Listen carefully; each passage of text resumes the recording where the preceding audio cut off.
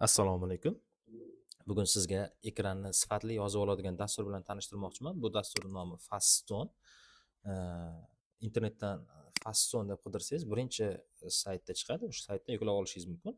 Bu bir oyga bepul ishlatsangiz bo'ladi. Uni o'chirib tashlab, yana qaytadan ishlatsangiz bo'ladi. Buni internetdan tekin versiyalarini ham topishingiz mumkin. Umuman olganda sifatli, juda yaxshi sifatli video yozib olish uchun qulay dastur. Buni sozlamalar bilan tanishtiraman, chunki hozir ekranni Faststone bilan yozayotganim uchun sozlamalarga kira olmayman, lekin rasmlarga olganman. O'sha rasmlar bilan sizga tanishtirib chiqaman. Xo'p, buni dasturda yuklab olasiz. Yuklab olganingizdan keyin, dasturda o'rnatganingizdan keyin sizda Faststone mana bu yerda yorlig'i paydo bo'ladi, yoki bo'lmasa bu yerda puskdan Faststone'ni qidirib, demak, topsangiz ham bo'ladi. Mana bu yerdan topib ishga tushirsangiz bo'ladi. Xo'p, ishga tushirgandan keyin sizda hosil bo'ladi bu qanaqa nima hosil bo'ladi? Mana buni ekran hosil bo'ladi. Bu ekrandan birinchisida biror bir obyekt tanlab o'sha joyda videoga olishingiz mumkin bo'ladi, yoki bo'lmasa o'zingiz ikkinchisi mana yerda turgani, ikkinchisi qo'lingiz bilan xohlagan joyda sichqoncha bilan belgilab olib ko'rsangiz bo'ladi. Uchinchisi biror bir obyektni alohida belgilab olib, o'zingiz piksellarni belgilab olsangiz bo'ladi. Mana bu to'liq ekran, faqatgina taskbar qismi ko'rinmaydi, ya'ni pastdagi panel ko'rinmaydi bu tarafdagi. Xo'p, mana bu yerda full ekran. Bu bilan videoga olsangiz, to'liq ekraningiz hozirgi men qanday olayotgan bo'lsam, xuddi shunaqa ko'rinib turadi. Mana bu esa avvalgi eng oxirgi holatdagi qanaqa bo'lsa, xuddi shu sozlama bo'yicha olaverar ekan videoga. Bu tugmani bossangiz, yozish oynasiga o'tadi. Mana buni bossangiz, qayerga yozgan bo'lsangiz, shularni ochib ko'rish mumkin. Mana bu mikrofonni yoqish, mana bu esa karnaydan chiqayotgan ovozlarni ham yoqilgan ekanligini bildiradi. Xo'p, endi sizga har bittasini alohida ko'rsataman. Xullas, sozlamalar qismiga kirganingizda, ya'ni sozlamalar qismida bu burchakda turadi, o'ng burchakda turadi mana. Mana bu qismiga kirganingizda sizga hosil bo'ladi. Mana bunday ekran.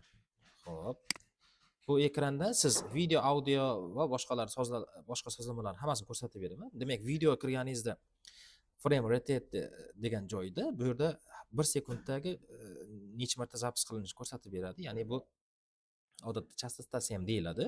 Ya'ni 1 sekundda 10 ta kadr oladi. Masalan, hozir bu 30 tagacha o'zgartirsangiz bo'ladi.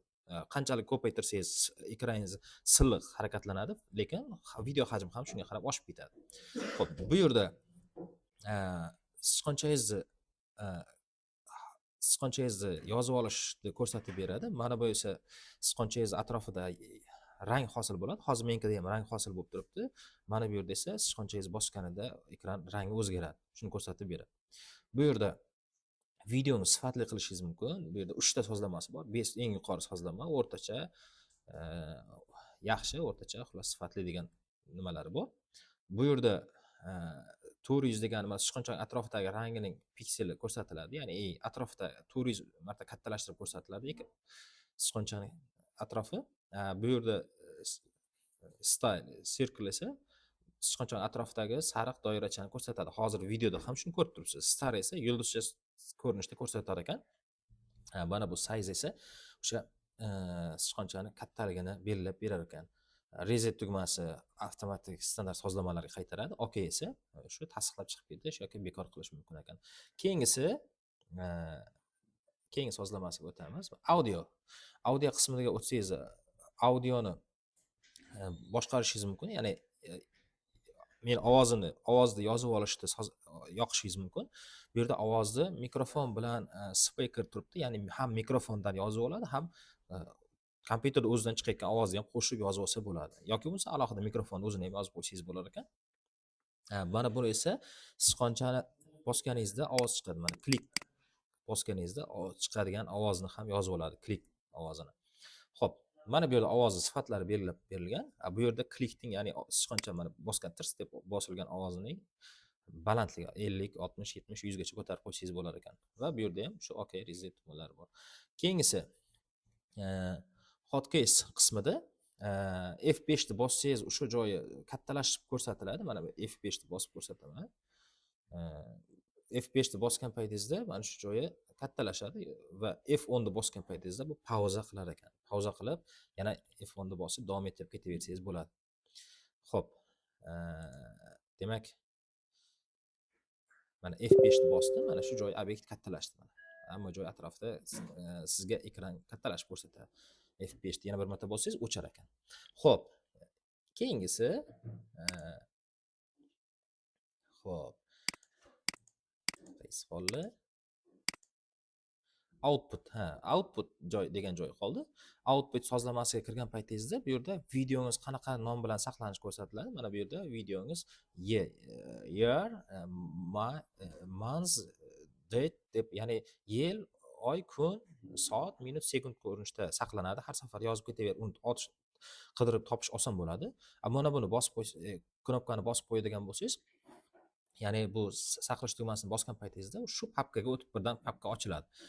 Play videoni yoqib qo'ygan bo'lsangiz, videoni saqlagan paytingizda birdan video sizga namoyish qilib ko'rsatilish boshlanadi. Belgilab qo'ysangiz. Edit videoni belgilab qo'ysangiz, bu video tahrirlash qismi oynasiga o'tib ketadi. Show send email dialogni bossangiz, bu elektron pochta orqali yuborish tugmasiga o'tib ketar ekan. Va uchinchisi notification, beshinchisi eng oxirgisi qoldi. Mana shu oynasini ham tushuntirib beraman sizga. Xo'p, rasmini topib oling uni. Xo'p. Mana bu oynasida siz mana buni belgilab qo'ygan bo'lsangiz, play bilan pauzani bosganingizda signal ovoz chiqadi. Ya'ni F10 ni bosgan paytingizda signal ovozi chiqib, sizni ogohlantiradi yozishni boshlaganini. Bu ekran chetlari rangini bildiradi. Ya'ni yozib olayotgan paytimizda ekran chetida rangi o'sha qizil rangda ko'rinib turar ekan. Mana bunisi pastdagi tugmasini yoqib qo'yadigan bo'lsangiz, bu o'sha ekranning atrofini o'sha pirillagan ovoz rang bilan ko'rsatib turadi. Zinc border esa o'sha ekranni qizil chiziq bilan chetini ko'rsatib turar ekan. Shu bilan asosiy sozlamalar tugadi va asosiy bunisini ham tushuntirib berdim. Xo'p. Keyin start tugmasini, ya'ni yozishni boshlagan paytingizda, mana videoga o'tib yozishni boshlaganingizda sizda mana bunaqa ekran paydo bo'ladi. Ekran yozishda start tugmasini bosib yozishni boshlashingiz mumkin.